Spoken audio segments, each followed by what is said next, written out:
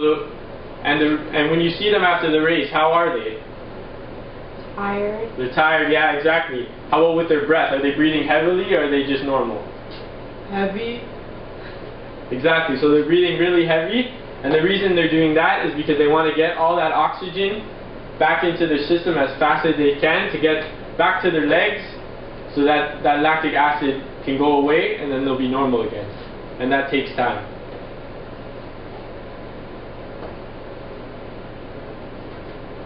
Is that clear with everybody? You guys have any questions? No?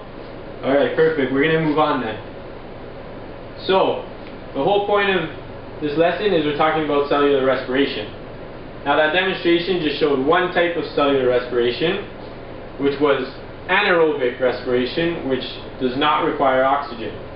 So, when there is not oxygen present, that's what's going to happen. That lactic acid is going to build up. And that's called anaerobic respiration. But there's also another form of respiration, which is called aerobic respiration. And that's what happens more often, because usually our cells have enough oxygen that they can do their function normally. So first I'm going to show you guys a video about cellular respiration, and it just shows the big picture and the overall picture of what cellular respiration is. So here's the video.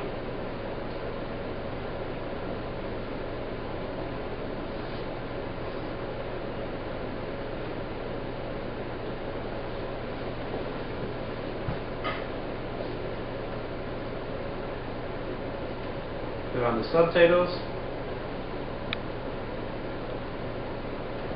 Everyday activities require energy. Humans, like all living organisms, need to fuel their actions, similar to the way a car requires fuel to run.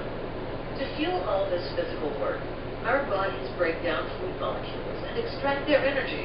We rely on this process, called cellular respiration, to run smoothly so that we'll have the energy needed to exert ourselves, or just relax. In cellular respiration, plants, animals, and all other living organisms harvest energy by breaking down energy-rich molecules. In this example, a bison ingests grass, digests the food, and delivers food molecules to cells of its body. As energy is released by the reactions of cellular respiration, cells capture and store the energy in the bonds of ATP molecules, the chief energy currency of the cell. This plentiful, readily available stored energy in ATP can then be used as needed to fuel the activities of the organism. Cellular respiration requires oxygen, which the animal inhales, and releases carbon dioxide, which the animal exhales. Water is also released during these reactions. Cellular respiration is a bit like photosynthesis in reverse. Note that in photosynthesis, oxygen and sugar are products of the reaction, while they are inputs in cellular respiration.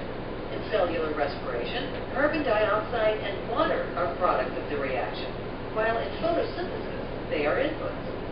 In photosynthesis, the sun provides the energy to power the reactions, while in cellular respiration, the released energy is stored in the bonds of ATP. Cellular respiration occurs in three basic steps: glycolysis, the Krebs cycle, and the electron transport chain.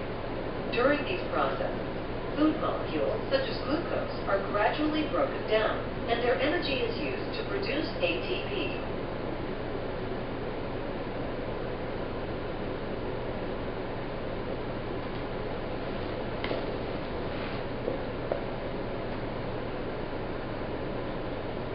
Okay, so as we can see with that video, cellular respiration, the whole purpose of it is for our bodies to use glucose, which we all know what glucose is. We've been talking about it. What is glucose? Yes, John? Okay, glucose is a simple sugar, exactly. Which is what? Is it a protein? Is it a carbohydrate? What is it? A carbohydrate. Exactly. So glucose is a carbohydrate. So it uses the glucose that we get from our food, and it breaks it down, and we produce ATP, which we've also talked about before, which is adenosine triphosphate, and that is the energy that we can use in our bodies. for all our functions, our cells to move, to do whatever it needs to do. So, all living organisms use cellular respiration. And you may be wondering, if all living organisms use cellular respiration, how about the organisms that don't eat anything? How do they get their glucose? So, how do you guys think plants get their glucose? We learned this just in the last lesson, actually. Photosynthesis? Photosynthesis, that's right. So they use the sunlight and they convert it into glucose, and then that glucose can move on to cellular respiration.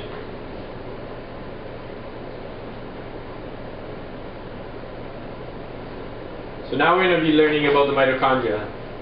So the mitochondrion, what is that? You guys remember what this is? What do we always call it?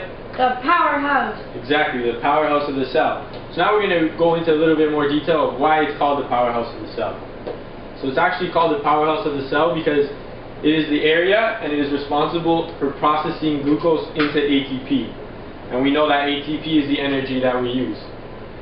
So this is the area where most of the ATP are made, and that's why it's called the powerhouse. So we can see here on this diagram, you guys are going to be responsible to know just these 4 things on the mitochondria. So we have 2 membranes. It's a double membrane, so we have the outer membrane here, and we have the inner membrane here. We also have mitochondrial matrix, which is this jelly-like stuff inside, this blue stuff, and we have the cristae, which are these folds over here in between the membranes. And these cristae are actually where the reactions happen that produce the ATP. So I hope you guys are making good notes on this. You don't have to write everything I'm saying, but the stuff on the PowerPoint is a good start. Does anyone need any more time to write this down? No? Okay.